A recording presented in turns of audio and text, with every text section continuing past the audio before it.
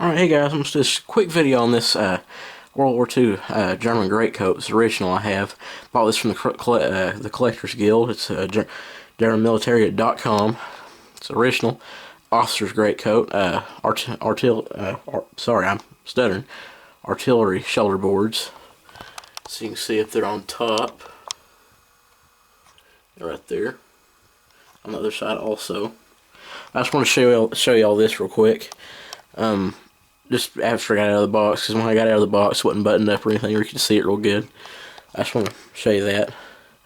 And I got what I also got in the order was this belt buckle and bread bag.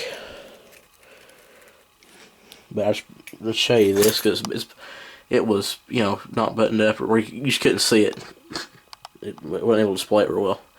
Alright, I just want to show you that. We're going to be going in more depth in some of the stuff later. I need to group it together and make one video. Alright, we'll see you then. And sorry, I'm still stuffy, but subscribe, like, comment. Thanks.